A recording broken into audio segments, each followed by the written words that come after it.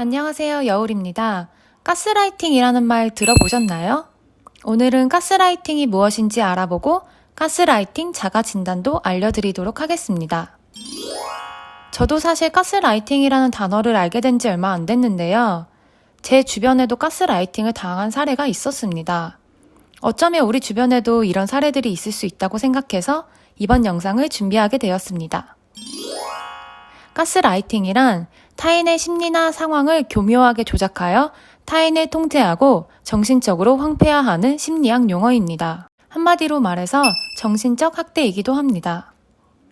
그리고 이것은 연인 사이뿐만 아니라 가정이나 직장에서도 일어날 수 있습니다.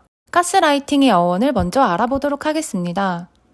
가스라이팅은 작가 패트릭 해밀턴이 1938년에 연출한 가스라이트라는 스릴러 연극에서 유래했습니다. 일부 기사나 글을 보면 남편이 일부러 가스등을 어둡게 만들고 아내가 어두워진 것 같다고 말할 때마다 이를 부인하여 아내를 정신이 이상한 것으로 몰아가는 내용이라고 나와 있는데요. 이게 맞지 않다는 정보도 나와 있어서요. 제가 위키피디아를 찾아봤습니다. 내용을 간략하게 살펴보면요. 엄격하고 위압적인 남편 잭이 아내를 정신적으로 억압하는 이야기입니다. 잭은 집안의 물건을 숨기고 아내에게 이를 말하지 않습니다.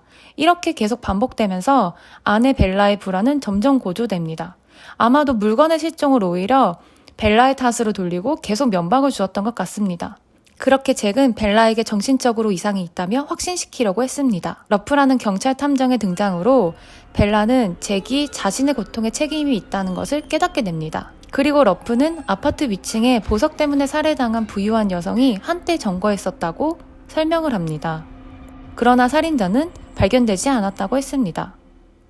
잭은 보석을 찾기 위해 매일 밤 위층으로 올라갔는데요.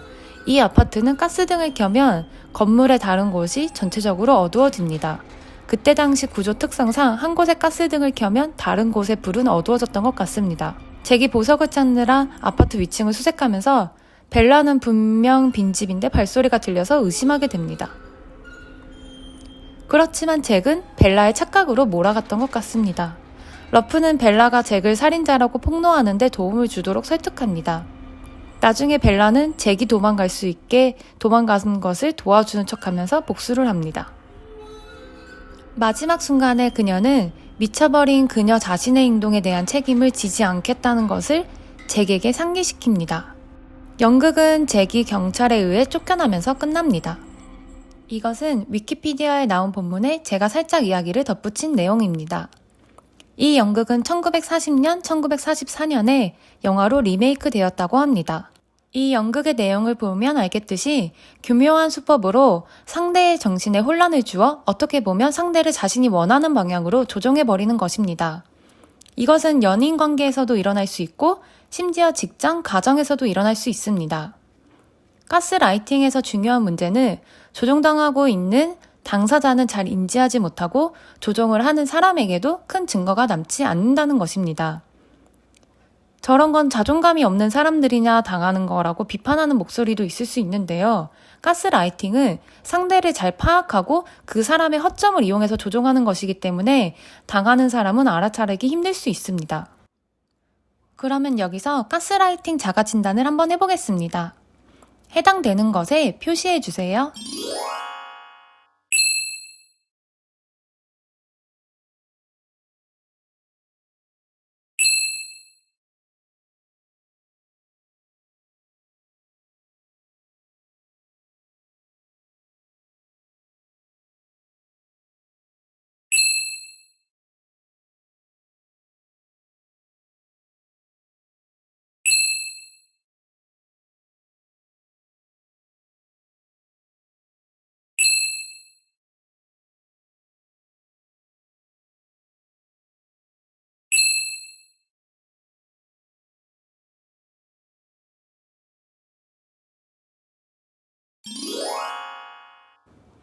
한국데이트폭력연구소는 다음 6가지 중 한 가지라도 해당된다면 스스로 가스라이팅을 당하고 있지 않은지 의심해봐야 한다고 했습니다. 가스라이팅은 서로를 잘 아는 친밀한 사이에서 일어나기 때문에 알아채기가 힘듭니다. 그래도 눈치챌 수 있는 몇 가지 신호가 있는데요. 가스라이팅 예를 한번 살펴보겠습니다.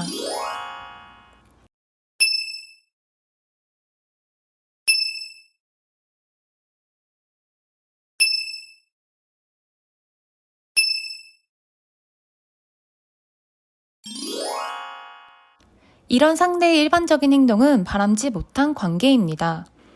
그렇지만 이미 한번 상대가 조종하는 울타리에 들어가게 되면 상대가 잘못해도 그 사람이 그것 빼곤 다 괜찮다며 상대를 감싸고 그 행동을 합리화시켜줍니다. 이러한 관계가 반복되면서 오히려 좋았던 주변의 관계와도 무너지고 점점 고립돼서 그 상대에게 더 의존하게 되는 것 같습니다. 그렇지만 이러한 관계에 대해 주변 사람들이 아무리 설득해도 당하고 있는 당사자는 스스로 그 잘못된 상황을 부인하려고만 하는 게 가장 큰 문제인 것 같습니다. 지금 누군가는 가스라이팅이 가해자일 것이고 피해자일 것입니다. 주변의 도움도 중요하지만 무엇보다 본인 스스로가 인지하는 것이 가장 중요한 것 같습니다. 이 영상이 도움이 되셨다면 구독, 좋아요 눌러주세요.